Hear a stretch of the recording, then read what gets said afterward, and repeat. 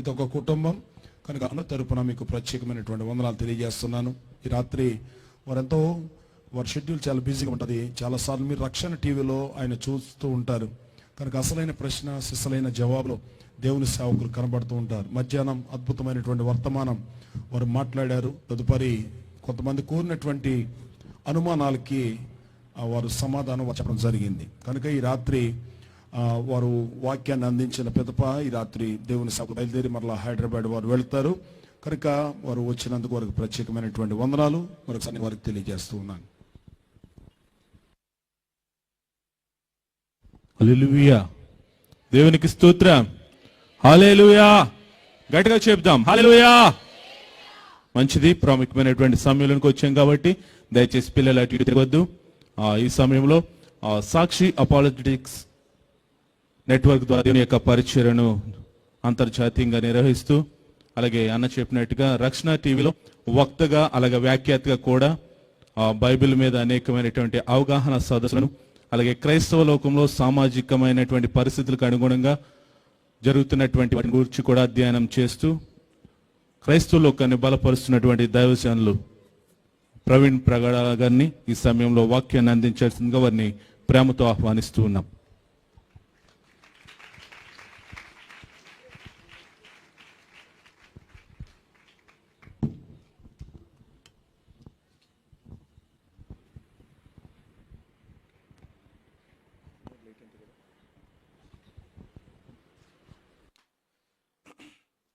ప్రభువైన యేసుక్రీస్తు నామములో మీ అందరికీ శుభములు. ఉదయకాలము మనం చూసినటువంటి వాక్య భాగమును ఒకసారి రివ్యూ చేసుకుని ముందుకెళ్లే ప్రయత్నం చేద్దాం. ఉదయము మనం 3 కొండల గురించి మాట్లాడుకున్నాం. ఒకటి అరారాత్ కొండ. అది మన జీవితంలో ప్రభువు ఉచితంగా తన కృపను బట్టి ఉచితంగా ఇచ్చేటటువంటి రక్షణకు సూచనగా ఉంది. ఎందుకు అనంటే నోవహు తన ఓడలో నుండి మొట్టమొదటిసారిగా నీరు ఇంకిపోయేలా ప్రభు చేసిన తర్వాత కాలు పెట్టినటువంటి రక్షణ దినమున రక్షణ స్థలముగా అరరాత్ కొండలపైన కాలు పెట్టాడు. రెండవది దేవుని ప్రత్యక్షతను మనకు సూచనగా చూపించేటటువంటి అహరోను క్రింద ప్రజలతో ఉండగా దేవునితో ముఖాముఖిగా 40 రాత్రింబగళ్ళు దేవుని యొక్క సన్నిధిలో గడిపినటువంటి మోషే ఎక్కిన సీనాయి కొండ, దాన్నే హోరేబు కొండ అని కూడా పిలుస్తారు. ఈ కొండ దేవుని యొక్క గుణ లక్షణాలు, వాక్యము యొక్క ప్రత్యక్షత, అందులో ఇమిడిపోవటం, దాని ద్వారా ప్రజల నడుమ మనకు కలిగినటువంటి అనుభవాన్ని పంచుకోవటం అనేటటువంటి క్రైస్తవ జీవన విధానం గురించినటువంటి క్రైస్తవ జీవన విధానంలో కొనసాగిపోయే విశ్వాసి అనుభవమును గురించి మనకు 2వ కొండను మనం చూసాం. కేవలం అరారాత్ కొండల మీద నిలబడితే సరిపోదు అనుకున్నాం.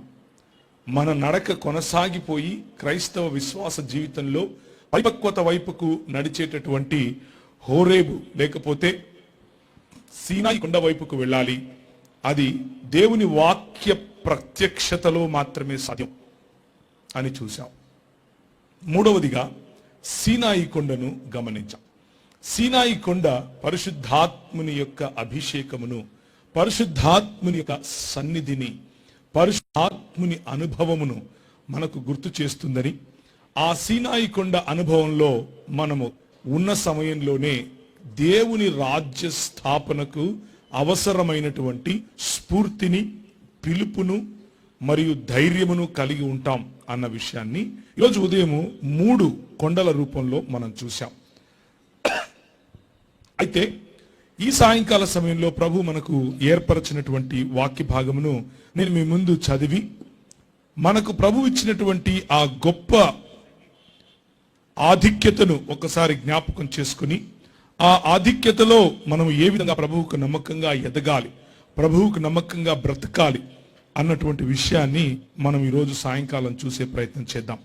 ఇశ్రాయేలు నిర్భయముగా నివసించును, యాకోబు ఊట ప్రత్యేకింపబడును, అతడు ధాన్య ద్రాక్షారసములు గల దేశములో ఉండును. అతనిపై ఆకాశము మంచును కురిపించును. ఇశ్రాయేలు, నీ భాగ్యము ఎంత గొప్పది! యెహోవా రక్షించిన నిన్ను పోలిన వాడు ఎవడు? ఆయన నీకు సహాయకరమైన కేడెము, నీకు ఔన్నత్యమును కలిగించు ఖడ్గము. నీ శత్రువులు నీకు లోబడినట్టుగా వారు వేషము వేయుదురు. నీవు వారి ఉన్నత స్థలములను త్రొక్కుదువు. ఇది ద్వితీయోపదేశకాండం 33వ అధ్యాయం 28, 29 వచనాల్లో నుంచి నేను చదివాను. 29 వచనంలో నేను చదివినటువంటి వాక్య భాగాన్ని మరొకసారి మీకు చదివిపిస్తాను. ఇశ్రాయేలు, నీ భాగ్యము ఎంత గొప్పది! యెహోవా రక్షించిన నిన్ను పోలిన వాడు ఎవరు? అరారాత్ కొండల పైన కాలు పెట్టడానికి నీకు అర్హత లేదు, అయినప్పటికీ యెహోవా నిన్ను రక్షించాడు. సీనాయి కొండ పైన ఆయనతో ముఖాముఖిగా 40 నువ్వు నీ జీవితాన్ని, లేకపోతే నీ ప్రయాణాన్ని 40 రాత్రింబగళ్ళు ప్రభువుతో ముఖాముఖిగా సంభాషించటానికి నీకు అర్హత లేదు, అయినా నీకు ఆ అర్హతను, అధికారమును ఇచ్చాడు. పరిశుద్ధాత్మ యొక్క అభిషేకముతో నిన్ను నిలబెట్టడానికి నీలో ఏ స్వరూపము, సొగసు, ఏ అందము, ఏ చందము, ఏ జ్ఞానము లేదు. అయినప్పటికీ సియోను కొండపైన ఆయన తన అభిషేకమును నీ మీదకి పంపించాడు. యెరూషలేములో తన అభిషేకమును నీకు పంపించాడు. నీవు అర్థం చేసుకోలేని భాషలో నిన్ను మాట్లాడేలా చేశాడు. నీ పిల్లలు ప్రవచించినప్పుడు, నీ పెద్దలు ప్రవచించినప్పుడు, నీ స్త్రీలు ప్రవచించినప్పుడు ప్రజలు చూసి ముక్కు మీద వేలేసుకున్నారు. అటువంటి సంఘముగా నేను ఏర్పరిచినటువంటి ఈ ఇశ్రాయేలు దేవుడు, ఆయన అద్వితీయుడైన సత్య దేవుడు. ఆ అద్వితీయుడైన దేవుడు నిన్ను చూసి, సంఘముగా ఉన్న నిన్ను చూసి, దేవుని రాజ్యముగా ఏర్పరచుకున్నటువంటి నిన్ను చూసి అంటున్నాడు, ఇశ్రాయేలు, నీ భాగ్యము ఎంత గొప్పది! ఇది దేవుని దృష్టిలో నీకున్నటువంటి స్థానము, దేవుని దృష్టిలో నీకున్నటువంటి స్థితి. మనము స్వభావము రీత్యా పతన స్థితిలో ఉన్నప్పటికీ, స్వభావ రీత్యా మనం పాపములో పతన స్థితిలో పడిపోయి ఉన్నప్పటికీ, దేవుని యొక్క అధికారమును తృణీకరించినప్పటికీ, దేవుని యొక్క ప్రేమను, ఆయన ఇచ్చేటటువంటి మహిమను పొందలేనటువంటి స్థితిలో ఉన్నప్పటికీ, ఉచితముగా ఆయన నిన్ను ఎన్నుకొనటం కారణంగా, తన రాజ్య ప్రతినిధిగా ఈ ప్రపంచములో ఉంచటం కారణంగా నీ భాగ్యము ఎంత గొప్పది అని దేవుని వాక్యము సెలవిస్తా ఉంది. ఈ దేశంలో ఎంతో మంది జ్ఞానులు ఉన్నారు. ఈ ప్రపంచంలో ఎంతో మంది రాజులు ఉన్నారు. ఈ ప్రపంచంలో ఎంతో మంది అధిపతులు ఉన్నారు. ఈ ప్రపంచంలో ఎంతో చదువుకున్న వారు ఉన్నారు.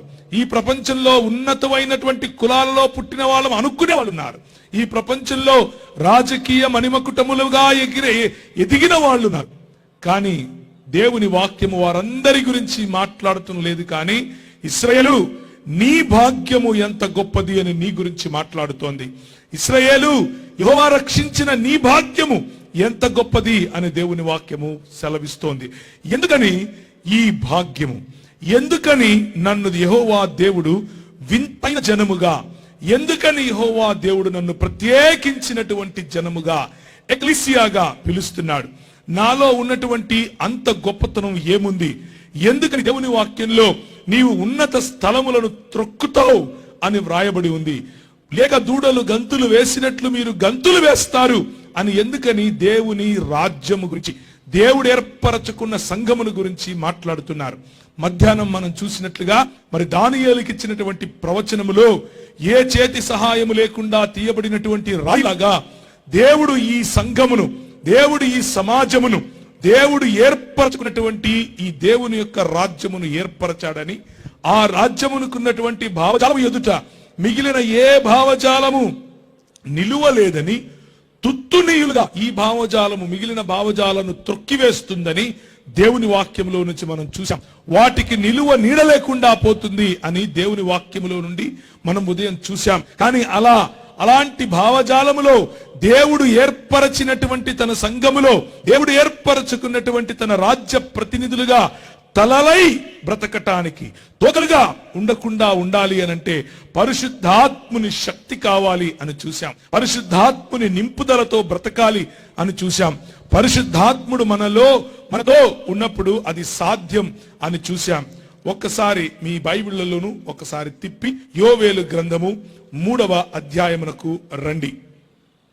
ఈరోజు ఉదయం చూసినటువంటి 3 కొండలు మనం ఏ విధంగా క్రైస్తవ జీవితంలో రక్షణ నుండి రక్షణ అన్నటువంటి అరరాత్ కొండల నుండి ప్రత్యక్షత అన్నటువంటి సియోను కొండకు క్షమించండి, ప్రత్యక్షత అన్నటువంటి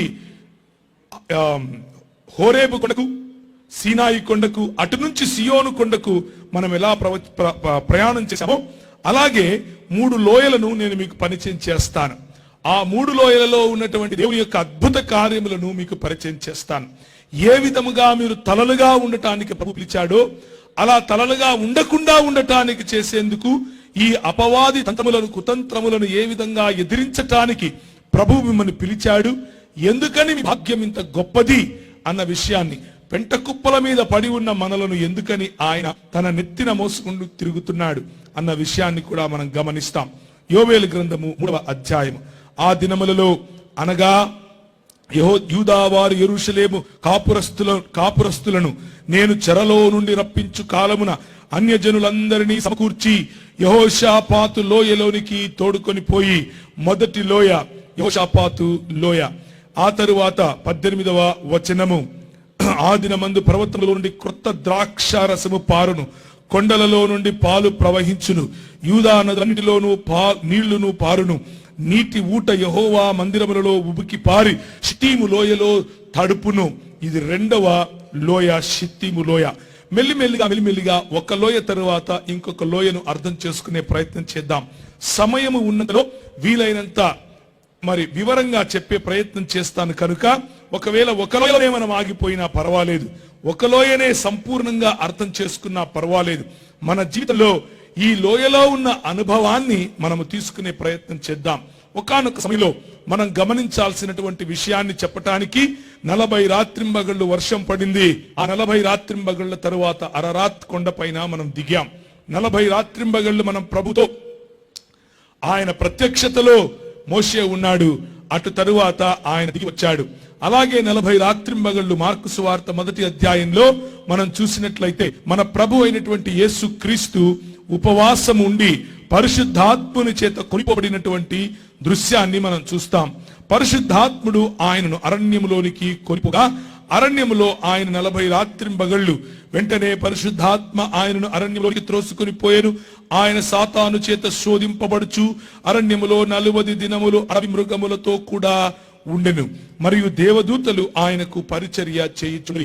ప్రియమైనటువంటి దేవుని సంఘమా, ప్రతి కొండ ఎక్కటానికి ఒక లోయలోనికి దిగవలసిన అవసరత ఉంది.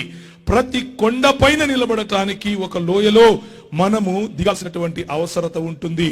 ఆ లోయలను అర్థం చేసుకుంటేనే కొండల యొక్క ఎత్తు మనకు అర్థమవుతుంది.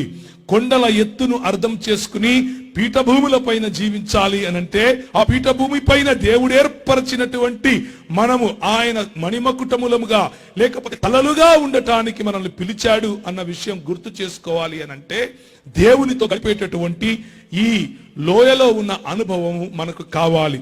రాజు అయినటువంటి లేకపోతే 2వ దినవృత్తాంతముల గ్రంథములో నుండి మరి అటువంటి అనుభవము పొందినటువంటి ఒక దైవజనుని గురించి మీకు పరిచయం చేస్తాను.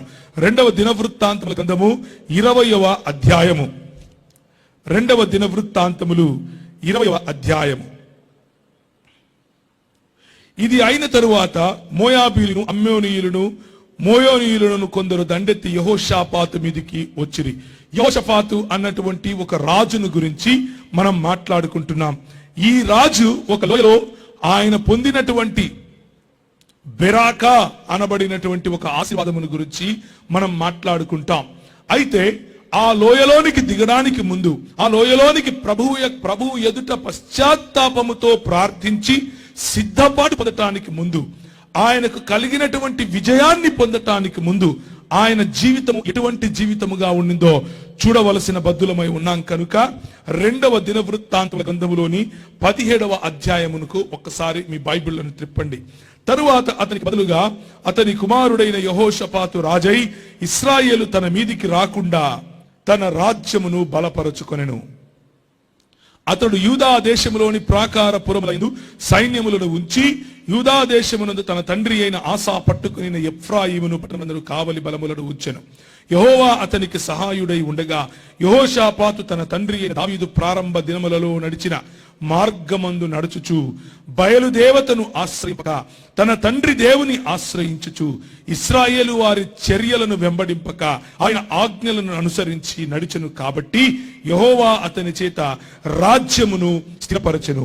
ప్రియమైనటువంటి దేవుని సంగమా, మనము చూసేటటువంటి ప్రతి నాయకుడు, మనకు వాక్యోపదేశము చేసేటటువంటి మన ముందు నడిచినటువంటి ప్రతి నాయకుడు దేవుని రాజ్యం స్థాపించటానికి ఉపయోగపడ్డారు.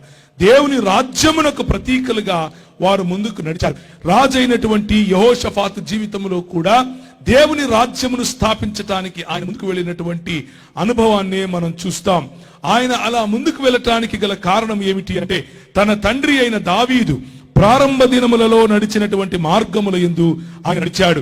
బయలుదేవతను ఆశ్రయింపలేదు, అషేరా దేవతను ఆయన ఆశ్రయింపలేదు. ఈ బయలుదేవత మరియు అషేరా దేవతలు ఏంటి, ఏ విధముగా మన జీవితాలను అవి తుత్తునీయులుగా చేస్తాయి, ఏ విధముగా మన జీవితాలను, మన నైతిక విలువలను నీచముగా దిగజార్చేలా చేస్తాయి, ఎందుకని ప్రభువుకు ఈ అన్య దేవతలు అనగా అషేరా మరియు బయలుదేవతలంటే అంత హేయమైన వస్తువులుగా ప్రభువు చూస్తాడు? ఎందుకని మనలను ఇశ్రాయేలు నీ భాగ్యం ఎంత గొప్పది, నువ్వు ఇటువంటి దాసత్వంలోనికి, ఇటువంటి అషేరా దగ్గరికి, ఇటువంటి అష్టారోత్ దగ్గరికి, ఇటువంటి బయలు దగ్గరికి నువ్వు వెళ్లకుండా ప్రభువైనటువంటి యెహోవా నిన్ను కాచేటటువంటి దేవుడు అని పిలిచేటటువంటి యాకోబు సంతతిగా, ఇశ్రాయేలు జనాంగముగా ప్రభువు నిన్ను పిలుస్తున్నాడు అంటే దానికి కారణం ఏమిటి అనంటే, దావీదు ప్రారంభ దినములలో నడిచిన మార్గమునందు నడుచుచు బయలుదేవతను ఆశ్రయింపక తన తండ్రి దేవుని ఆశ్రయించుచు ఇశ్రాయేలు వారి చర్యలను వెంబడింపక ఆయన ఆజ్ఞలను అనుసరించెను, లేకపోతే ఆయన ఆజ్ఞలను అనుసరించి నడిచెను. ఉన్నత స్థలములను, ఇక్కడ రాసిన 6వ వచనంలో, యెహోవా మార్గముల యందు నడుచుకొనుటకు అతడు తన మనస్సును దృఢపరచుకొనిన వాడై ఉన్నత స్థలములను, దేవతా స్తంభములను యూదాలో నుండి తీసివేటెను. ప్రియమైనటువంటి దేవుని సంగమా, మొట్టమొదటిగా మనం చూడవలసినటువంటి బెరాకా లోయలో దేవుడు మనల్ని ఏ విధంగా ఆశీర్వదిస్తాడు అని గనక ఆలోచిస్తే, ఆ లోయలోని అనుభవము, ఆ లోయలోకి దేవునితో కనిష్టమైనటువంటి సంబంధం, ఈ లోయ అన్నటువంటి ఒంటరితనం, ఈ లోయ అన్నటువంటి అందరూ విడిచినటువంటి స్థలం, ఈ లోయ అన్నటువంటి మరి మోయాబీయులు, అమ్మోనీయులు మరియు మెయోనీయులు మన మీదికి దండెత్తి వచ్చినప్పుడు దేవుడు వారి ఎదుట ఆయన యొక్క అగ్ని ప్రాకారములను ఉంచి ఆయన యొక్క మత్తును వారికి చూపించి, నన్ను ఇశ్రాయేలు నీ భాగ్యం ఎంత గొప్పది, నేను యెహోవాను కాపాడుకునేటటువంటి నీవు, రక్షించిన నీవు, నీ భాగ్యం ఎంత గొప్పది అని చెప్పటానికి గల కారణం, చెప్పటానికి కలిగినటువంటి ఒక నేపథ్యం ఏమిటి అనంటే, మన జీవితాలలో కలగవలసినటువంటి మార్పు. మనము మనవారు అని పిలుచుకునేటటువంటి ఇశ్రాయేలు, యూదా రాజ్యముగాను ఇశ్రాయేల్ రాజ్యముగాను దేవుని యొక్క రాజ్యము రెండుగా మారిపోయింది, రెండుగా విడిపోయింది. ఉత్తర భాగాన ఉన్నటువంటి రాజ్యాన్ని ఇశ్రాయేల్ అని పిలుస్తున్నారు, దక్షిణ భాగాన ఉన్నటువంటి రాజ్యాన్ని యూదా రాజ్యం అని పిలుస్తున్నారు. యూదా రాజ్యానికి ఈ రాజైనటువంటి యెహోషాఫాతు రాజయ్యాడు.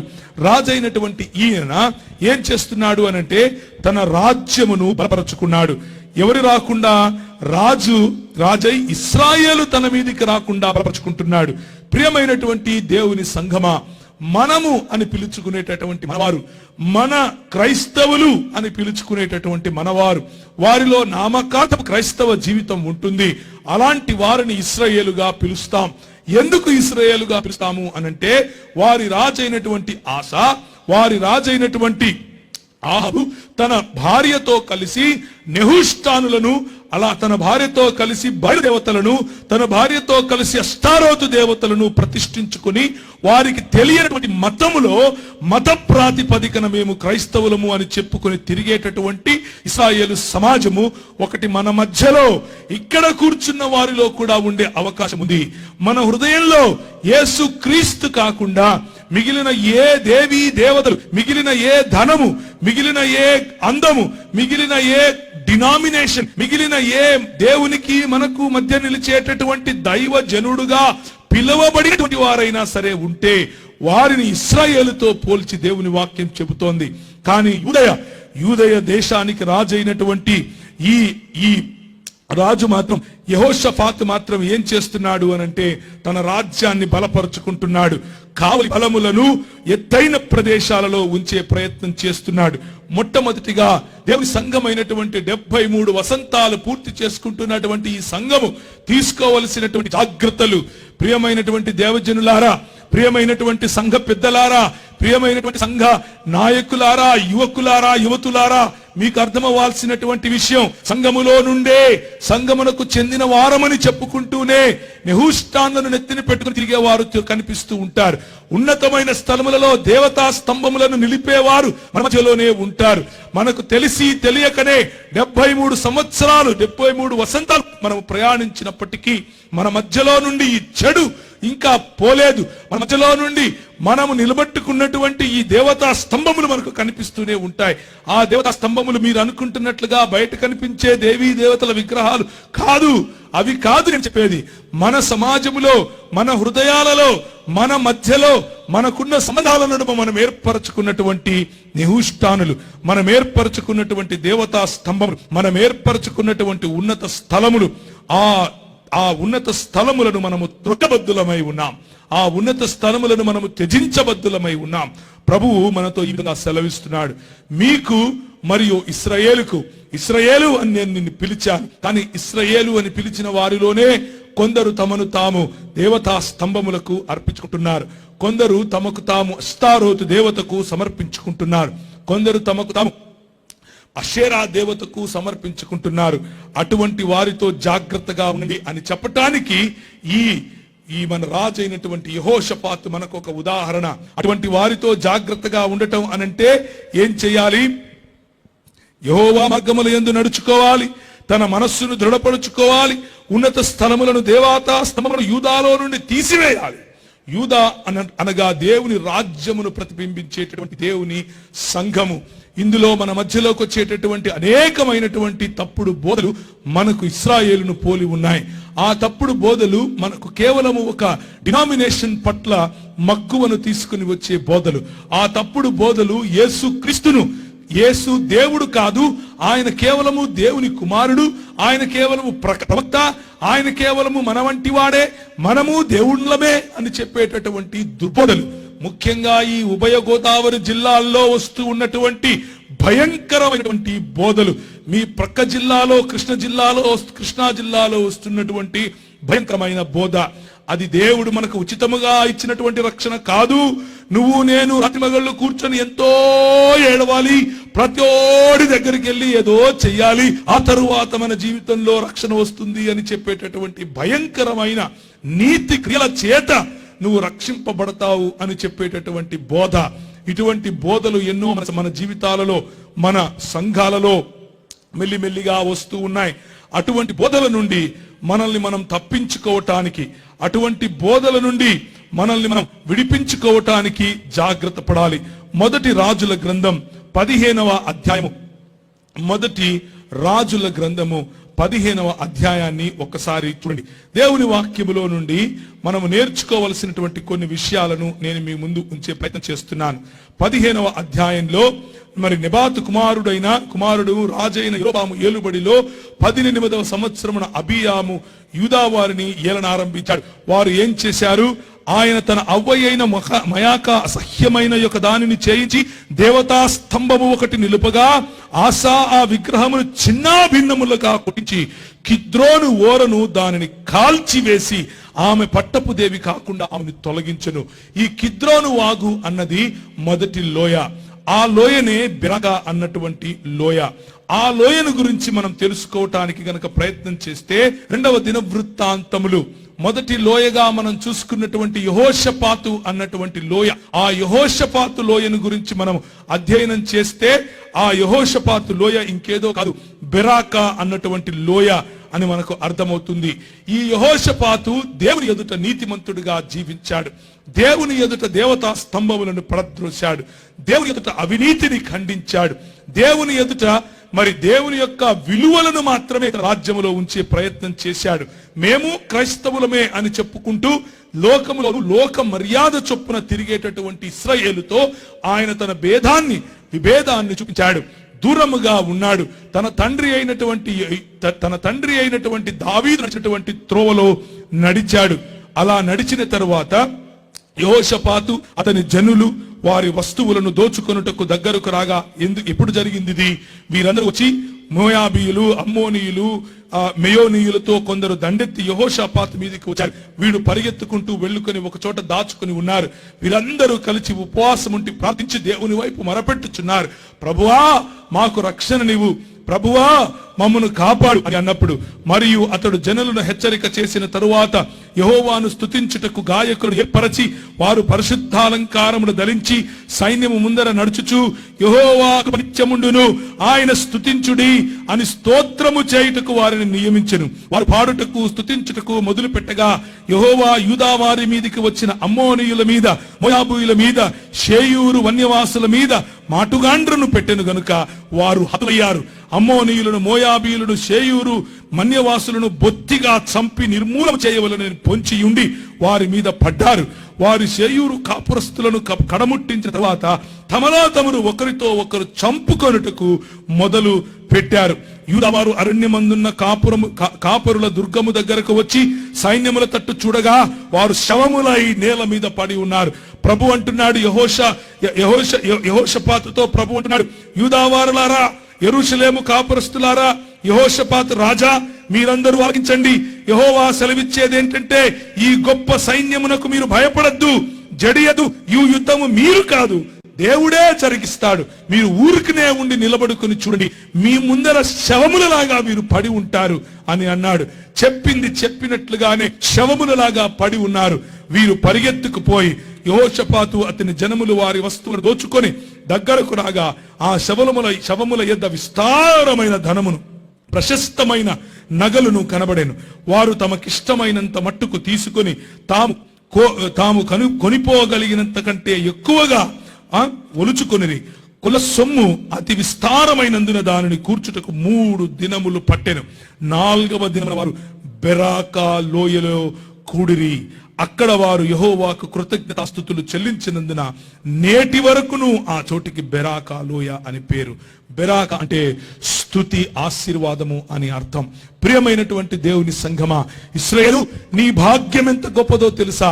నీవు గనుక మీ పితరుడైనటువంటి దావీదును పోల్చుకుంటే, దావీదు ప్రారంభ దినములలో నడిచినటువంటి ఆ మార్గములో నడిస్తే నీ పైన మోయాబీయులు రావచ్చు, నీ పైన అమ్మోనీయులు రావచ్చు, నీ పైన మాటుగాండ్రు రావచ్చు. కానీ యెహోవా చెబుతున్నాడు, యుద్ధము నీది కాదు, నేను ముందుండి ఆ యుద్ధం చేస్తాను. నువ్వు చేయవలసిందల్లా ఏమిటి అనంటే స్తోత్ర గీతము పాడు. నువ్వు చేయవలసిందల్లా ఏమిటి అనంటే స్తుతి గీతము పాడు. నువ్వు చేయవలసిందల్లా ఏమిటి అనంటే మరి పరిశుద్ధమైన అలంకారాలను ధరించుకొని యెహోవా చెప్పిన విధముగా యుద్ధ భూమిలో కాలు పెట్టు, భయపడకు. నువ్వు భయపడకుండా యుద్ధ భూమిలో కాలు పెట్టి స్తోత్ర గీతము చేసినప్పుడు, యెహోవా పైన ఆనుకున్నప్పుడు ఆయన నీకు విజయము కలుగజేస్తాడు. కానీ ఏంటి దానికి ఉన్నటువంటి షరతు? యెహోషాపాతును ఆయన రక్షించాడు. ప్రతి టామ్, డిక్ అండ్ హ్యారీని రక్షించాడు, యెహోషాపాతును రక్షిస్తాడు. నీ జీవితము యెహోషాపాతును పోలిన జీవితమా, లేకపోతే ఆహాబును పోలిన జీవితమా అని గుర్తు చేసుకోవాలి. బెరాకా లోయలో నువ్వు స్తోత్ర గీతము పాడాలి అనంటే నీవు మరి ఈ యెహోషాపాతును పోలినటువంటి జీవితము కలిగి ఉండాలి. ఉన్నతమైన స్థలములను, దేవతా స్తంభములను నీవు పడద్రోయగలిగినటువంటి సామర్థ్యము కలిగిన వాడవై ఉండాలి. 2వ దినవృత్తాంతముల గ్రంథము 30వ అధ్యాయము, 2వ దినవృత్తాంతములు 30వ అధ్యాయము. ఇందులో మళ్ళీ ఇదే కిద్రోను వాగు, ఇదే దాన్ని ఏమంటారు, బెరాకా లోయను గురించి మనం చూస్తాం. అంచెవారండ్రు జబూలూను దేశము వరకు, ఎఫ్రాయిములు మనష్యేల దేశములో ఉన్న ప్రతి పట్టణమునకు పోయిరి గాని అచ్చట వారు ఎగతాళి చేసిరి, వారిని అపహసించిరి. అయినను ఆషేరు, మనష్షే, జెబూలు దేశముల వారిలో నుండి కొందరు కృంగిన మనస్సుతో యెరూషలేమునకు వచ్చిరి. కృంగిన మనసుతో గనుక నువ్వు యెరూషలేముకు వస్తే యెహోవా ఆజ్ఞను బట్టి రాజును, అధిపతులు చేసిన నిర్ణయం నెరవేర్చినట్లు యూదా వారిలోని మనస్సును ఏకము చేయుటకై దేవుని హస్తము వారికి తోడై ఉంటుంది. కాబట్టి 2వ నెలయందు పులియని రొట్టెల పండుగ ఆచరించుటకై అతి విస్తారమైన సమాజముగా బహుజనులు యెరూషలేములో కూడి వారు దానిని చేపట్టి యెరూషలేములో ఉన్న బలిపీఠములను ధూపపీఠములను తీసివేసి కిద్రోను వాగులో వాటిని పారవిసిరి. రెండవదిగా కిద్రోను వాగు అన్న బెరాకా లోయ అన్న రెండు ఒకటే. ఈ కిద్రోను వాగులో మరి విరిగి నలిగినటువంటి హృదయము తీసుకుని ప్రభు దగ్గరికి వస్తే నీవు ప్రేమించినటువంటి ఆ మరి ఉన్నత స్థలములను, దేవతా స్తంభములను తీసివేస్తే దేవుడు నీ జీవితాన్ని యెహోషాపాతును ఆశీర్వదించినట్లుగా ఆశీర్వదిస్తాడు. 2వ రాజుల గ్రంథము 23వ అధ్యాయము. ఇంతకు అలా చేయటానికి నేనేం చేయాలి? నేను కిద్రోను వాగులోనికి పోయి చేయాలి అంటే నా జీవితంలో ఏం ఉండకూడదు? 23వ అధ్యాయం 4వ వచనం. రాజు బయలుదేవతనకు అషేరా దేవికిని నక్షత్రములకును చేయబడిన ఉపకరణములన్నిటినీ యెహోవా ఆలయములో నుండి యువతలకు తీసుకుని రావాలనని ప్రధాన యాజకుడైన హిల్కియాకును 2వ వరుస యాజకులను ద్వారపాలకులకును ఆజ్ఞ ఇవ్వగా హిల్కియా వాటిని యెరూషలేము వెలుపలకు కిద్రోను పొలములో కాల్చివేసి బూడిదను బేతేలు ఊరికి పంపివేసెను.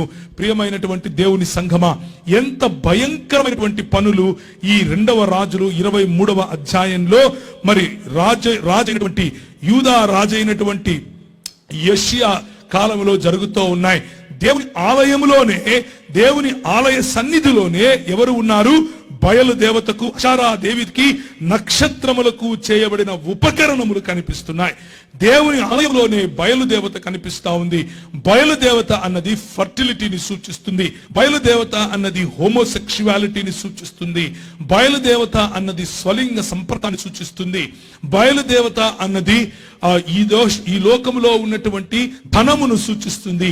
బయలుదేవత అన్నది ఎన్నో రకాలైనటువంటి బయల్ దాగోన్, బయల్ అష్కనోత్ అంటూ బయలుకు కనీసం 4-5 పేర్లు దేవుని గ్రంథంలో సమయం ఉన్నప్పుడు వాటి గురించి చూద్దాం, మనకు కనిపిస్తాయి. మరియు యూదా పట్టణముల యందున్న ఉన్నత స్థలలోను యెరూషలేము చుట్టూ ఉన్న చోట్లలోను ధూపము వేయుటకై యూదారాజు నియమించిన అర్చకులనేమి, బయలునకు సూర్యచంద్రులకును గ్రహములకును నక్షత్రములకును ధూపము వేయు వారేమి, అతడు అందరినీ నిలిపివేశాడు. యెహోవా మందిరముందున్న అషారాదేవి, చూడండి, యెహోవా మందిరములో అషేరాదేవి ఏం చేస్తోంది? యెహోవా మందిరముందున్న అషేరాదేవి ప్రతిమ యెరూషలేము వెలుపలనున్న కిద్రోను వాగు దగ్గరికి తెప్పించి కిద్రోను వాగు ఒడ్డున దాన్ని కాల్చి త్రొక్కి పొడుము చేసి ఆ పొడుమును సామాన్య జనుల సమాధుల మీద చలేను. మరియు యెహోవా మందిరమందున్న పురుషగాముల ఇండ్లు, చెప్పాను కదా, పురుషగాములు, హోమోసెక్షువాలిటీ, పురుషుల సమలైంగికత్వం అన్నది ఈ అషేరా దేవి నేర్పించేటటువంటి దిగిపోయినటువంటి మానవ విలువలు. పురుషగాములుగా ఉన్నటువంటి వారు అక్కడ ఆ గుడులలో, ఆ గోపురాలలో, ఆ దేవతల ఎదుట వారు పూజారులుగా ఉన్నారు. అల్లు స్త్రీలు వారు వాసము చేయుచుండిరి. అషేరా దేవికి గుళ్లను అల్లు స్త్రీలు వాసం చేస్తూ ఉన్నారు. యూదా పట్టణములో ఉన్న యాజకులందరినీ అతడు అవతలికి వెళ్ళగొట్టాడు. గేబా మొదలుకొని బెయర్షబా వరకు యాజకులు ధూపము వేసిన ఉన్నత స్థలములను అతడు అపవిత్రపరచి పట్టణములో ప్రవేశించు వాని ఎడమ పార్శ్వమున పట్టణ అధికారి అయిన యెహోషువ గుమ్మము దగ్గర నుండి ఉన్నత స్థలమును పడగొట్టించాడు. అప్పటి వరకు ఆ ఉన్నత స్థలముల మీద నియమింపబడిన యాజకులు యెరూషలేముందున యెహోవా బలిపీఠం వద్దకు రాక తమ సహోదరుల యొద్ద పులుసు లేని ఆహారము భక్షించువారయ్యారు.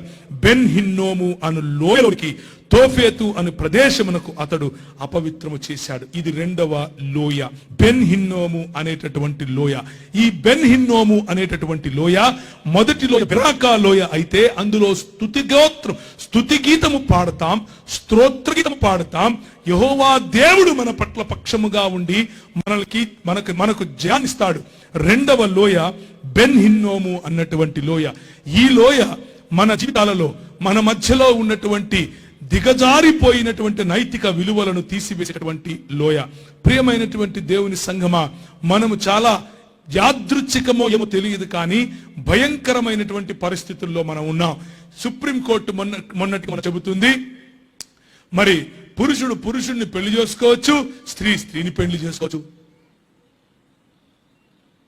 అషేరా దేవి, అష్టారోతు దేవత, బయలుదేవతలు కేవలము పురుష సంయోగులు, స్త్రీ సంయోగులు, స్త్రీలు మాత్రమే కాదు కానీ జంతు సంయోగులుగా కూడా కనిపించారు.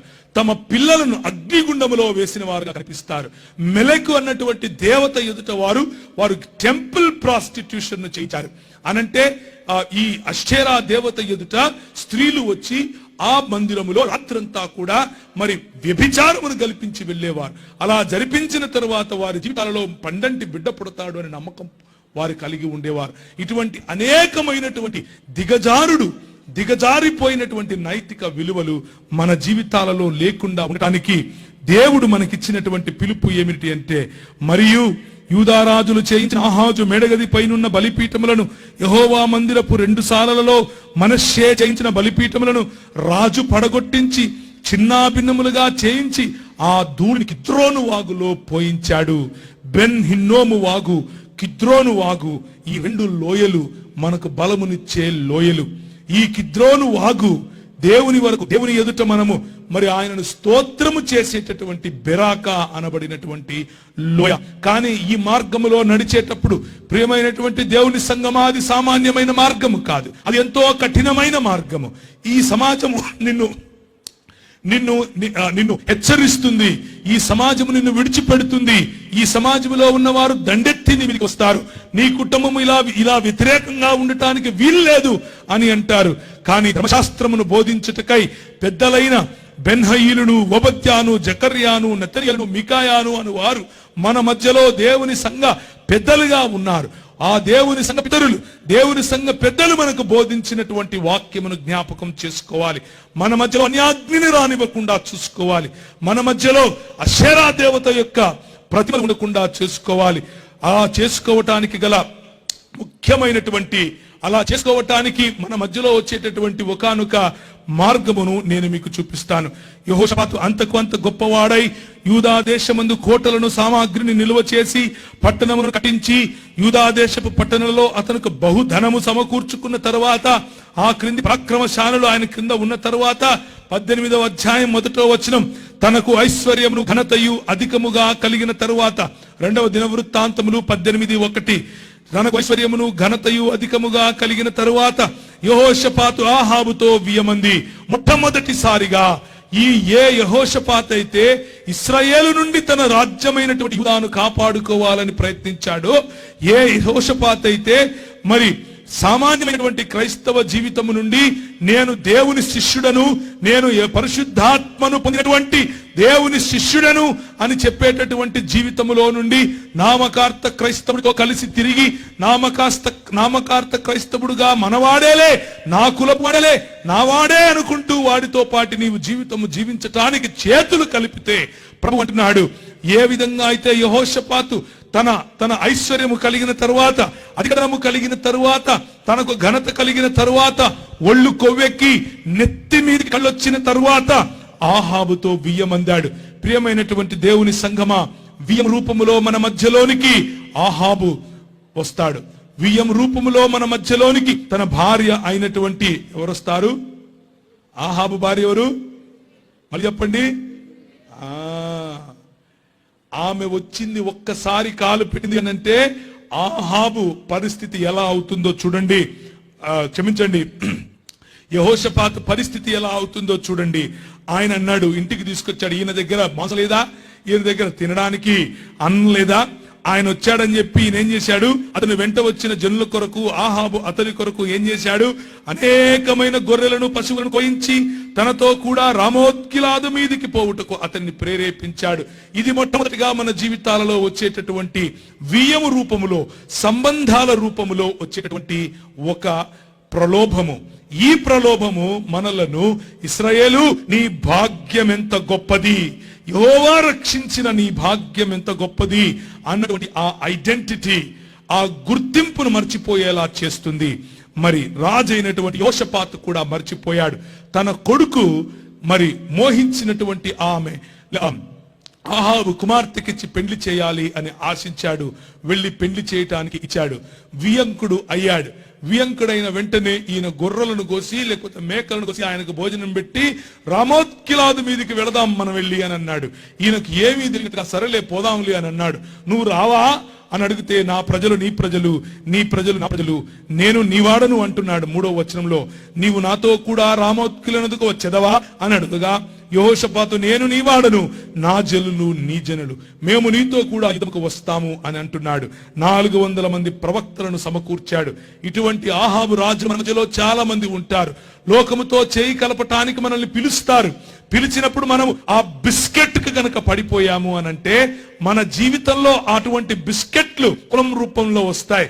అమ్మా నాకు పెళ్లి చేయాలనుకుంటున్నా, నా బిడ్డకు పెళ్లి చేయాలనుకుంటున్నామమ్మా, కాకపోతే మావాడై ఉండాలమ్మా మా అల్లుడు. మీ వాడంటే ఏంటి? క్రైస్తవుడు కదా అంటే క్రైస్తవుడే అనుకో, కాకపోతే మావాడై ఉండాలి. ఆ మావాడు వెనక ఎన్నో అర్థాలుంటాయి, చాలా అర్థాలుంటాయి. అది 3, 2, 4, 10 పెట్టుకోండి. అక్కడ ఆ రూపంలో మెల్లిమెల్లిగా ఆహాబు లోపలికి వస్తాడు. ముఖ్యంగా ఉంటున్నటువంటి యువకులు యువతులకు నేను ఇచ్చేటటువంటి ప్రధానమైనటువంటి దేవుని యొక్క సన్నిధిలో నిలబడి ఇస్తున్నటువంటి ఒక వార్నింగ్ అనుకోండి, ఒక హెచ్చరిక అనుకోండి. రమోత్గిలాదు మీదికి వెళ్ళటానికి మీకు అక్కర లేదు. బెరాకా లోయలో కనుక మీరు ఉన్నట్లయితే, నాకు వయసు దాటిపోతుంది, నేను అన్ని రకాలుగా అందరూ సూటిపోటి మాటలు పొడుస్తున్నారు, నీకు ఇంకా పెళ్లి అవటం లేదా అని అంటున్నారు. అటువంటి స్ట్రెస్, అటువంటి ఒత్తిడిలోనికి వచ్చి ఆహాబుతో మావాడే కదా, మా కులపోడే కదా అని చేయి కలిపితే ప్రభు మనకు నేర్పించినటువంటి ఆ పాఠాన్ని మనం నేర్చుకొని వారం అయిపోతాం. ఏ కులపు వాడు అన్నది కాదు ప్రాతిపదిక. ప్రభు అయిన యేసు క్రీస్తు కారణాన జన్మించబడా కాదా, పరిశుద్ధాత్మ యొక్క అభిషేకమును పొంది పరిశుద్ధాత్ముని యొక్క ఆయన నడిపించినటువంటి మార్గములో నడుస్తున్నాడా లేదా, అది ప్రాముఖ్యం. అది గుర్తు చేసుకోకుండా మనము వియ్యమందటానికి వీలు లేదు, మనము వ్యాపారం చేయటానికి వీలు లేదు, మనము కలిసి నడవటానికి వీలు లేదు, మనం పరిచర్యలు చేయటానికి వీలు లేదు. మనకుండే ఒకే ఒక్క ప్రాతిపదిక, యేసు శిష్యుడను నేను, అవతలివాడు యేసు శిష్యుడు అయి ఉండాలి. ఇటువంటి వారు, ఆహాబు వంటి వారు 100 మంది ప్రవక్తలను దగ్గరేసుకుని తిరుగుతూ ఉంటారు. వాళ్ళందరూ భజన బ్యాచ్లాగా ఉంటారు. ఈరోజు మనకు కనిపిస్తున్నటువంటి అనేకమైనటువంటి ప్రజలు ఇటువంటి వారే. కానీ యెహోవా ప్రవక్తలలో ఇంకా ఈ 400 మందే ఉన్నారా, ఇంకెవరు లేరా అని ఈయన ప్రశ్నిస్తే మీకాయా దగ్గరికి వెళ్ళాడు. మీకాయా అన్నాడు, నువ్వు చస్తావురా పోతే అని అన్నాడు. నేను చావటం ఏంటి, నేను వస్తాను వెనక్కి తిరిగి అన్నాడు. అప్పుడు ఆహాబ్ అంటున్నాడు, అదంతా బాగానే ఉంది కానీ ఆ సిరియా రాజు నన్ను చంపటానికి రెడీగా ఉన్నాడు కాబట్టి నేను సామాన్యమైన దుస్తులు వేసుకొని వస్తాను, నువ్వు మాత్రం రాజు దుస్తులు వేసుకునే రా అని అన్నాడు. చూసారా, లోకంలో ఉన్నటువంటి వారి యొక్క ఆలోచనలు ఇలాగే ఉంటాయి. క్రైస్తవ సంఘములో ఉన్నటువంటి మీరు, క్రైస్తవ సంఘములో ఆయన మేపు గొర్రెలు అన్నమాట ఎంత నిజమో, అలాగే మరి పావురము వలె ఏ విధంగా నిష్కపటంగా ఉండాలో అలాగే పాము వలె చతురత కూడా కలిగి ఉండాలి అని దేవుని వాక్యం చెబుతోంది. కానీ ఎప్పుడైతే చేతులు కలుపుతారో, ఎప్పుడైతే లోకముతో చేతులు కలుపుతారో, ఆ చతురతను కోల్పోయిన వారై ఆహాబు వలె మనము కూడా రాజదుస్తులేసుకుని ఆయనతో పాటు వెళితే అప్పుడేం జరిగింది చూడండి. 29వ వచనం, నేను మారు వేషము వేసుకుని యుద్ధమునకు పోవుదును, నీవు నీ వస్త్రములనే ధరించుకొని పోమని యెహోషాపాతుతో చెప్పి తాను మారు వేషమును వేసుకుని తరువాత వారు యుద్ధమునకు పోయి, సిరియా రాజు మీరు ఇశ్రాయేలీలతోనే యుద్ధము చేయుడి, ఇశ్రాయేలు రాజుతోనే యుద్ధము చేయుడి, అధములతో అయినను అధికులతోనైనను చేయవద్దని తనతో కూడా ఉన్న తన రాజాధిపతులకు ఆజ్ఞ ఇచ్చినందున యెహోషాపాతు కనబడటతోనే రథాధిపతులు అతన్ని ఇశ్రాయేలు రాజు అనుకుని చంపటానికి వచ్చారు. యెహోషాపాతు మొరపెట్టినందున యెహోవా అతనికి సహాయము చేసెను. ఒకడు గురి చూడకయే తన వింటిని ఎక్కుబెట్టి ఇశ్రాయేలు రాజును అతని కవచపు బందుల సందున కొట్టగా అతడు నాకు గాయము తగినది, నీ చేయి త్రిప్పి దండులో నుండి నన్ను కొనిపొమ్మని తన సారథితో అనెను. ఇలా ఉంటుంది. మనం గనక తప్పులో కాలు వేస్తే మనల్ని లోకము బిస్కెట్ వేస్తది. మనం పడిపోయి వారితో గనక తిరిగితే మన పరిస్థితి యుద్ధమే, మన పరిస్థితి అరణ్యోదనే, మన పరిస్థితి ఒంటరితనమే. కానీ అక్కడ కూడా ప్రభువు మనల్ని ఒంటరిగా విడిచేవాడు కాదు. మన ప్రభువుకు ఉన్నటువంటి గొప్పతనాన్ని చూడండి. మనం యుద్ధంలో ఆయన మాట వినకుండా వెళ్ళినప్పటికీ ఆయన మనల్ని రక్షించే దేవుడు కనుక ఆయన కృపను ఆధారంగా చేసుకుని, ఆయన ఇచ్చిన అధికారాన్ని ఆధారంగా చేసుకుని మాటి మాటికి లోకముతో చేతులు కలిపి, ఆహాబుతో చేతులు కలిపి, తన భార్యతో చేతులు కలిపి, మరి అషేరా దేవతను, అస్తారోతు దేవతను, బయలు దేవతను మన మధ్యలో గనక నిలుపుకుంటే ఆయన తగిన గుణపాఠమును కూడా చెప్పగల సమర్థుడు.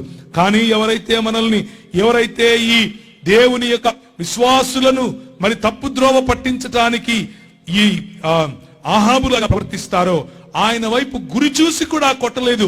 ఎక్కడో బాణం వేస్తే అది వచ్చి ఇక్కడ ఉన్నటువంటి ఆహాబును కొట్టిందంట.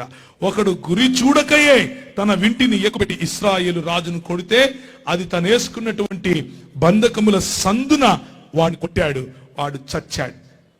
2వ దినవృత్తాంతముల గ్రంథంలో ఈ రాజైనటువంటి యెహోషాపాతు నుంచి మనం నేర్చుకోవాల్సింది ఏమిటి అని అంటే, ఈ లోయలోనికి దిగాలి అని అనుకున్నప్పుడు ఇటువంటి జీవితము మనలో ఉండాలి. ఇటువంటి జీవితంలో ఉన్నప్పుడు దేవుడైనటువంటి ప్రభు అయినటువంటి యేసుక్రీస్తు 40 రాత్రింబగళ్ళు ఏ విధంగా అరణ్య మార్గములో ఒంటరిగా ఉన్నప్పటికీ, మృగముల దగ్గర ఆయన ఒంటరిగా ఉన్నప్పటికీ పరిశుద్ధాత్ముని శక్తి చేత నింపబడ్డాడు.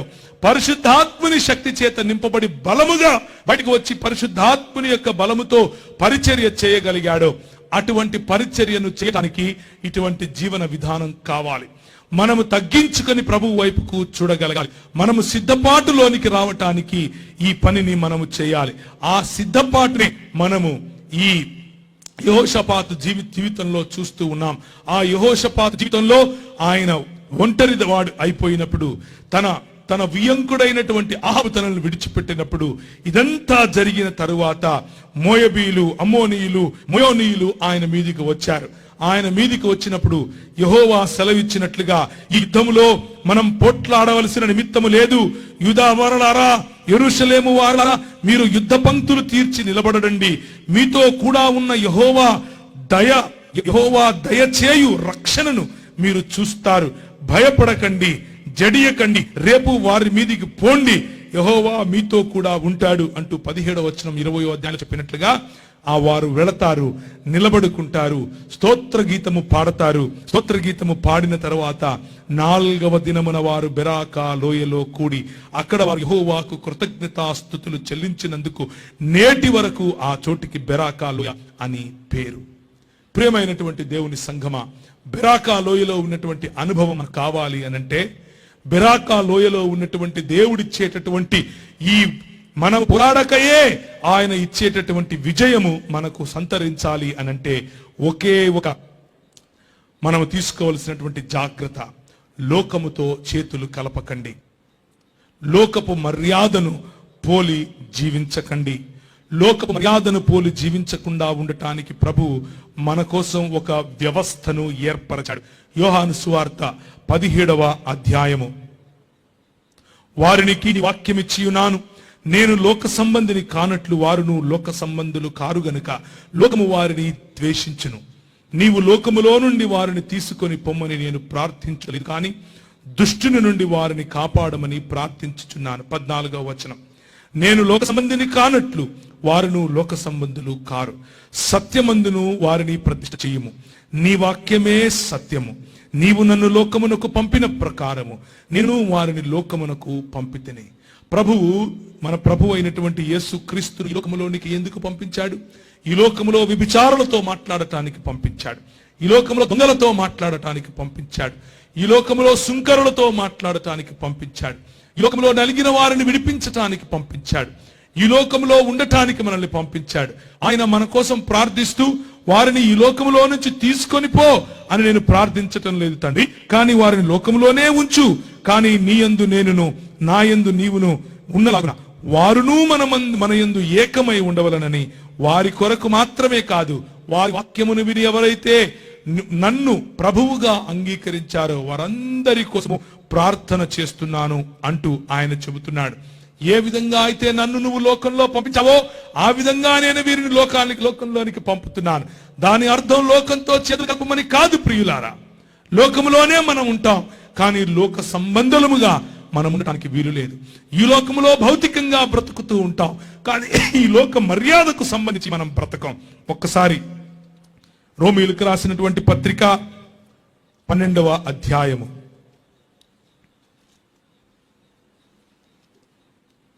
రోమియులకు రాసినటువంటి పత్రిక 12వ అధ్యాయం. కాబట్టి సహోదరులారా, పరిశుద్ధమును దేవునికి అనుకూలమును అయిన సజీవ యాగముగా మీ శరీరమును ఆయనకు సమర్పించుకొనుడని దేవుని వాత్సల్యమును బట్టి మిమ్మును బతిమాలు కొనుచున్నాను. ఇటు సేవ మీకు యుక్తమైనది. మీరు లోక మర్యాదను అనుసరింపక, లోక అంటే ఏమనుంది ఇక్కడ? ఈ యుగము యొక్క మర్యాదను, ఈ లోకము యొక్క మర్యాదను అనుసరింపక ఉత్తమమును అనుకూలమును సంపూర్ణమును అయిన దేవుని చిత్తమేదో పరీక్షించి తెలుసుకొనున్నట్లు మీ మనస్సు మారి నూతనమగు రూపాంతరము పొందుడి. ఈ రూపాంతరము పొందటము అనేటటువంటి అనుభవము ఈ బెరాకాలోయ అనుభవము. ఈ రూపాంతరము పొందటము అనేటటువంటి అనుభవము ఒకే రోజు ఓం బిం ఫటాఫట్ అంటే వచ్చేది కాదు. ఇది మెల్లిమెల్లిగా ప్రభువుతో ఆయనతో పాటు నడిచేటటువంటి నడక. ఈ నడకలో స్తోత్ర గీతం ఉంటుంది, ఈ నడకలో స్తుతి గీతం ఉంటుంది, ఈ నడకలో లోకమంతా మనల్ని వదిలివేసినటువంటి అనుభవం ఉంటుంది. ఈ నడకలో ఒంటరితనం చూస్తాం.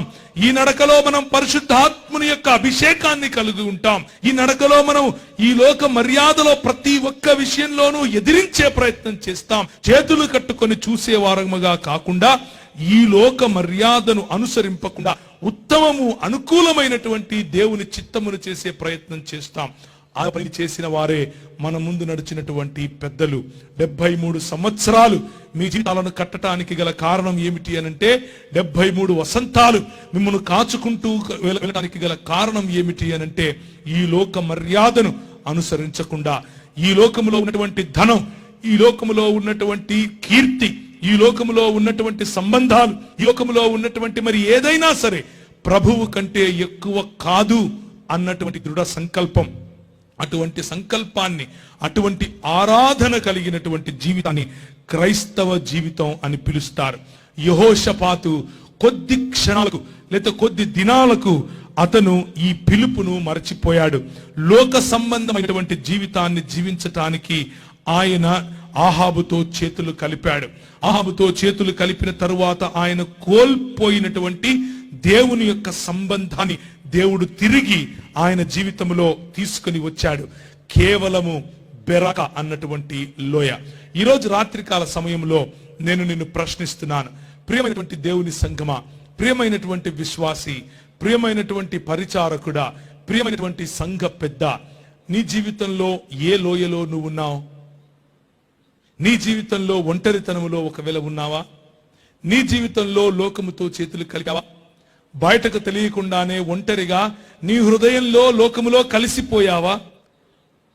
ఏ అషేరా దేవత దేవుని యొక్క స్థానాన్ని నీ జీవితంలో తీసుకుంది? ఆ అషేరా దేవత నీ భార్య కాకుండా నీ జీవితంలో ఉన్నటువంటి యొక్క సంబంధం అవ్వచ్చు. ఆ అషేరా దేవత నీవు కలలో నువ్వు ఊహించుకునేటటువంటి వేరే వ్యక్తి అయి ఉండవచ్చు. ప్రియమైనటువంటి దేవుని సంఘమా, ఆ బబులోను లేకపోతే ఆ బయలు దేవత నువ్వు కావాలని కోరుకుంటున్నటువంటి ఐశ్వర్యం అవ్వచ్చు. నీ జీవితంలో నువ్వు కావాలని కోరుకుంటున్నటువంటి నీ పదవి అవ్వచ్చు. ఆ పదవి కోసం ప్రాకులాడుతూ, ఆ స్థానం కోసం ప్రాకులాడుతూ ఎన్ని సంబంధాలను నువ్వు త్రొక్కి పైకి వెళుతున్నావో ఆలోచించు. ఈరోజు రాత్రికాల సమయంలో ప్రభువు నీతో మాట్లాడుతూ ఉంటే, ఇదే అనుకూల సమయం, ఇదే రక్షణ దినం. రాజైనటువంటి ఆహాబుతో చేతులు కలిపినందుకు ఎంత భయంకరమైనటువంటి పరిస్థితిని రాజైనటువంటి యెహోషాపాతు చూశాడు. కానీ దేవుడు తన చేతులు చాచి ఉన్నాడు. రక్షించనేరకయుండునట్లు ఆయన చేతులు ఇంకా కురచ కాలేదు. నీ వైపుకు చూసి ఆయన పిలుస్తున్నాడు. దేవుని కంటే అధికముగా ప్రేమించే నీ ఆ సంబంధం, దేవుని కంటే అధికముగా ప్రేమించే నీ ఆ పాపము, దేవుని కంటే నీ జీవితంలో అధికముగా నువ్వు ప్రేమిస్తున్నటువంటి అది ఏదైనా కావచ్చు. ఈరోజు రాత్రి నువ్వు దాన్ని విడవాలి అని గనక ఆలోచిస్తే, నువ్వు దాన్ని విడిచిపెట్టాలి అని గనక నిశ్చయం చేసుకుంటే, ఈరోజు ప్రభు అంటున్నాడు, నీ జీవితంలో బెరాకాలోయ అనుభవాన్ని నేను చూపిస్తాను. ఈ బెరాకాలోయ అనుభవం యెహోషాపాతు అనుభవం. యెహోషాపాతు అన్నటువంటి మాటకు అర్థం యెహోవాయే తీర్పు తీర్చువాడు. ఆ యెహోవా తీర్పు తీర్చేందుకు ఒక రోజు రాబోతుంది. ఆ రోజు గనక నువ్వు ఆహాబుతో చేతులు కలిపి ఉండి గనక నువ్వు ఆయనను ఎదుర్కొంటే ఆ తీర్పులో నువ్వు భాగస్వామివి అవుతావు. కానీ ఆయన చేతుల క్రింద పడకుండా ఈ రోజు గనక నువ్వు పశ్చాత్తాపపడితే గురి చూడకయే కొట్టినటువంటి ఆ బాణము నీ సంబంధంలో ఉన్నటువంటి, నీ ధనంలో ఉన్నటువంటి, నీ పాపంలో ఉన్నటువంటి నీ ప్రత్యర్థిని కూల్చుతుంది. ప్రభు అయినటువంటి యెహోవా దేవుడు నిన్ను బెరాకా లోయలో ఆయన కృతజ్ఞతాస్తుతులు చెల్లించటానికి, స్తోత్రగీతము పాడటానికి నిన్ను ఆయన పిలుస్తాడు. నీ జీవితంలో మార్పును నువ్వు చూస్తావు. నీ జీవితంలో దేవుని యొక్క పరిశుద్ధాత్ముని యొక్క అనుభవాన్ని నువ్వు చూస్తావు. మార్కు సువార్త 1వ అధ్యాయంలో మనం చూసినట్లుగా ప్రభు అయిన యేసుక్రీస్తు ఆయన ముందు వచ్చినటువంటి ఆ పరీక్షను గెలిచాడు. వెంటనే పరిశుద్ధాత్మ ఆయనను అరణ్యములోనికి తీసుకుని పోగా సాతాను చేత శోధింపబడుచు అరణ్యములో 40 దినములు అడవి మృగములతో ఉన్నప్పుడు దేవదూతలు ఆయనకు పరిచారం చేశారు. ఎందుకు చేశారో తెలుసా? ప్రలోభానికి పడిపోలేదు. జయ జీవితమును ఆయన జీవించాడు. ఈ రాత్రికాల సమయంలో నువ్వు జయ జీవితమును జీవించకుండా, బెరాకాలోయ అనుభవాన్ని నువ్వు కలిగి ఉండకుండా, ఇంకా ఒంటరితనాన్నే, ఇంకా ఆహాబుతో సంబంధాన్నే, ఇంకా అషేరా దేవతో ఆరాధనను, ఇంకా బయలుదేవతతో సంబంధాన్ని గనుక నువ్వు చూసుకుంటే, సంఘములోనికి వచ్చి చేతులెత్తి హల్లెలూయా అని చెబుతూ ఉంటే, ఆ ఆరాధనను దేవుడు ఏమంటాడో తెలుసా? ఆ ఆరాధనను దేవుడు అది ఒక అన్య అగ్ని అని పిలుస్తాడు. అది నేను ఏర్పరచుకున్నటువంటి అగ్ని కాదు అని చెబుతాడు. నీ జీవితంలో ఆరాధనను కేవలము ఒక పాటతో పోల్చేటటువంటి నీ జీవితంలో ఆరాధనను కేవలము పండాల్ కిందికి వచ్చినప్పుడు చేతులెత్తి హల్లెలూయా అని చెబితేనే ఆరాధన అని అనుకుంటే ప్రభు అంటాడు, లేవి కాండం 10వ అధ్యాయంలో చెప్పినట్లుగా నాదాబు మరియు అబీహులను కాల్చివేసినట్లుగా దేవుని యొక్క పరిశుద్ధమైనటువంటి అగ్ని దిగి వచ్చేటటువంటి తీర్పు దినము ఒకటి ఉంది. ప్రియమైనటువంటి దేవుని సంఘమా, ఇశ్రాయేలు నీ భాగ్యము ఎంత గొప్పది, యెహోవా రక్షించిన నీ భాగ్యము ఎంత గొప్పది అని ప్రభువు చెబుతూ ఉంటే, మనము మాత్రము నాదాబు అబీహులను పోలి మనము వేరు అగ్నులను మనము దేవుని యొక్క సన్నిధిలోనికి తీసుకొని వచ్చే వారముగా ఉంటే మన జీవితాలు ఎందుకు పనికి రాకుండా పోతాయి? ఈ రోజు రాత్రికాల సమయంలో 10వ అధ్యాయం చూస్తారు. అహరోను కుమారులైన నాదాబు అబీహులు తమ ధూపార్తులను తీసుకొని వాటిలో నిప్పులుంచి వాటి మీద ధూపద్రవ్యమును వేసి యెహోవా తమకు ఆజ్ఞాపింపని వేరొక అగ్నిని ఆయన సన్నిధికి తెగా. యెహోవా సన్నిధి నుండి అగ్ని బయలుదేరి వారిని కాల్చివేసి వారు యెహోవా సన్నిధిని మృతి పొందిరి. ఈ వేరొక అగ్ని నీ జీవితంలో ఎలా వస్తుందో తెలుసా? దేవుడు ఏర్పరచుకున్నటువంటి నీవు, ఓ ఇశ్రాయేలు, నీ భాగ్యం ఎంత గొప్పది, నా కొరకు నిన్ను ప్రత్యేకపరుచుకున్నాను, నా కొరకు నిన్ను రూపాంతరము చెందేటటువంటి వైఖరిలో జీవించమని పిలిచాను, నా కొరకు నేను నిన్ను రగిలేటటువంటి అగ్ని వలె జీవించటానికి పిలిచాను, నా కొరకు నేను నిన్ను పరిశుద్ధాత్మని చేత అభిషేకించి ఈ సంఘములో ఉంచాను అని నువ్వు మర్చిపోయి లోకముతో ఆహాబుతో చేయి కలిపితే, అటువంటి హృదయాన్ని తీసుకొని వచ్చి లోకములో ఉన్నటువంటి మర్యాదను తీసుకొని సంఘములోనికి తీసుకొని వస్తే, నీ కులం చేత, నీ మతం చేత, నీకున్నటువంటి నీ ప్రాధాన్యతల చేత ఆరాధనను మిళితం చేస్తే, అవసరం లేని డప్పులు, అవసరం లేనటువంటి డాన్సులు, అవసరం లేనటువంటి నీ ఇచ్చకపు మాటలు, అవసరం లేనటువంటి పొడుపు కథలు, అవసరం లేనటువంటి దేవునికి నీకు మధ్య ఉండేటటువంటి ఏ సాంప్రదాయమైనా సరే, ప్రభు అంటాడు, నీ జీవితము ఒక ఆరాధన క్రమముగా లేకుండా బెరాకాలోయలో నిలబడి చేయవలసినటువంటి స్తుతి స్తోత్ర గీతములు కాకుండా అన్య అగ్నిని తీసుకుని నా సన్నిధికి వస్తావా?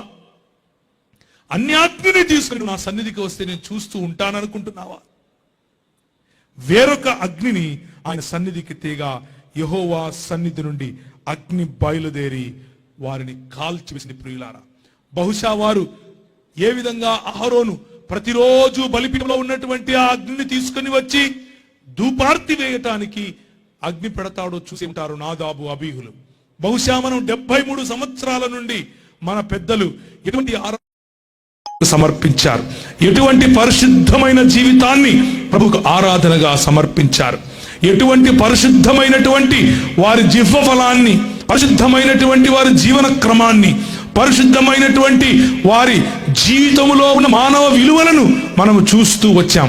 కానీ నాదాబు అబీహులు వారి సొంత నిర్ణయాలు, పక్కింట్లో అరువు తెచ్చుకున్నటువంటి అగ్నిని తెచ్చుకుంటున్నట్లుగా అగ్నిని తెచ్చుకొని, ఒకవేళ మనము మన ఆరాధన క్రమములో, మనము మన పాటల క్రమములో, మనము మన జీవిత క్రమములో ఈ అగ్నిని గనక తీసుకొని వచ్చి ఉంటే, ప్రభు అంటున్నాడు, బెరాకాలో రావలసినటువంటి స్తుతి గీతము నీకు రాదు, బెరాకాలోయలో నీవు చేయవలసినటువంటి స్తుతి స్తోత్ర గీతము నీకు అందుబాటులోనికి రాదు అని ప్రభువు చెప్తున్నాడు.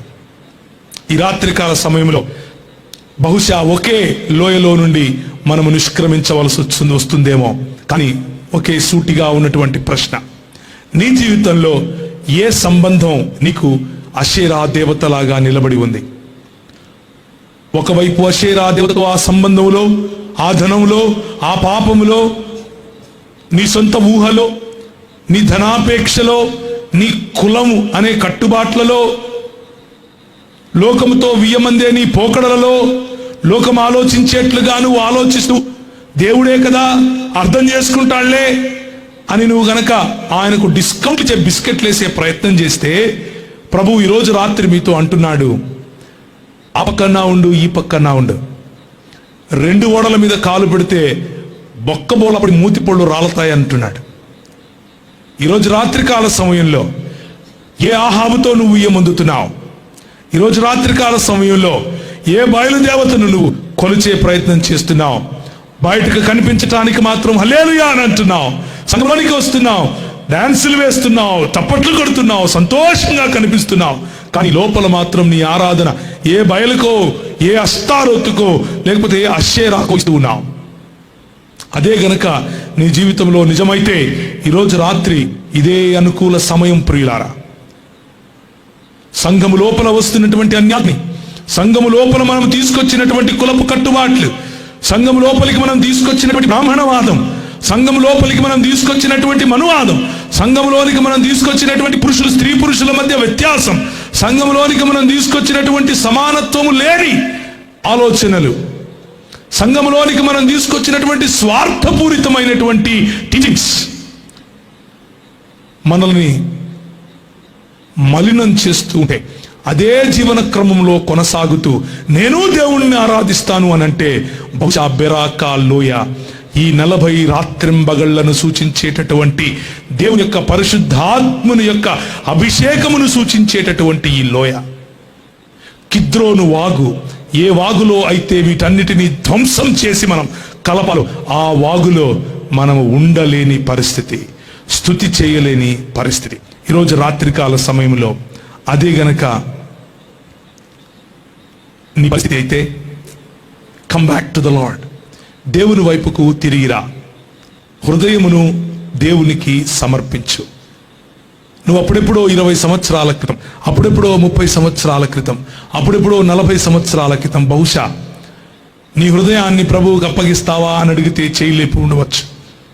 కానీ ఈరోజు రాత్రి తిరిగి నిన్ను నువ్వు సమర్పించుకోవటానికి, నీ పాపము నుండి బయటకు రావటానికి, బయటకు కనిపించే నీ సున్నము వేసినటువంటి సమాధి జీవితాన్ని విడిచి లాజరు వలె బయటకు రావటానికి ప్రభు వాక్యము నిన్ను గనక, నీ హృదయాన్ని గనక సంధిస్తూ ఉంటే స్పందించి ముందుకు రా.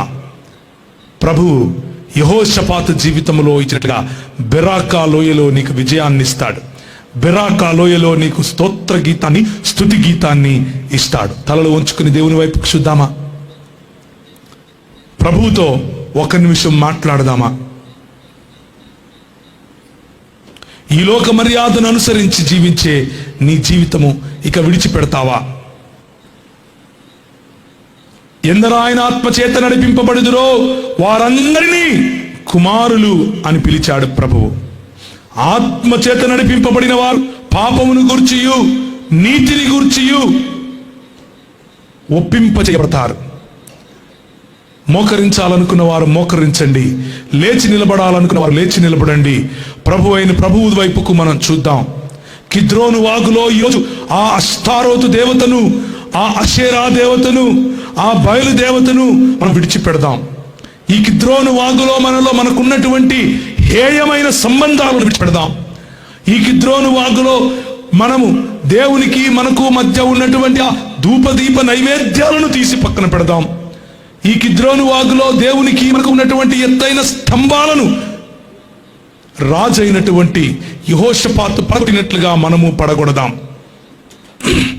దేవుని వాక్యము నీ హృదయాన్ని సంధిస్తూ ఉంటే, ప్రియమైనటువంటి దేవుని సంఘమా, స్పందించేందుకు ప్రయత్నం చేయి.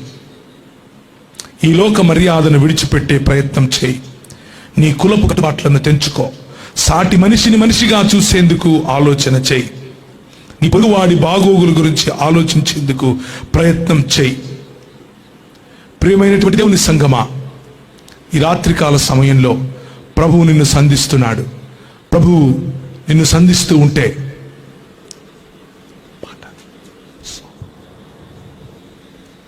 స్పందించు. ఏ పాపములో నుండి నువ్వు బయటికి రావాలని ప్రభువు పిలుస్తున్నాడు, ఏ సంబంధములో నుండి ప్రభువు బయటికి పిలుస్తున్నాడో, ఏ ధనాశ నుండి, ఏ పదవి వ్యామోహము నుండి, ఏ కులము అన్నటువంటి మతోన్మాదము నుండి, కులోన్మాదము నుండి నేను బయటికి పిలుస్తున్నాడో ఆలోచించు. కిద్రోను వాగులో వాటిని విడిచిపెట్టేందుకు ప్రయత్నం చేద్దాం. అందరూ చేతులెత్తి ప్రభు వైపుకు చూస్తారా? ప్రభువా నన్ను క్షమించు అని అడుగుతారా? ప్రభువా నా మధ్యలోనికి రా, ప్రభువా నన్ను సంధించు, ప్రభువా పరిశుద్ధాత్మ దేవా నా జీవితంలో మరొకసారి వెలుగు. ఒకవేళ అన్యాగ్ని నా ఆరాధనలో ఉందా, ఒకవేళ అన్యాగ్ని నన్ను నీకు దూరం చేస్తుందా, ఆ అన్యాగ్ని నుండి నన్ను తప్పించు అని అడగగలరా? అడిగే మాటలను ప్రభు వింటున్నాడు. సంపాదన కోసమే పుట్టలేదు నీవు, పోయేటప్పుడు ఏది పట్టుకొని పో. సంపాదన కోసమే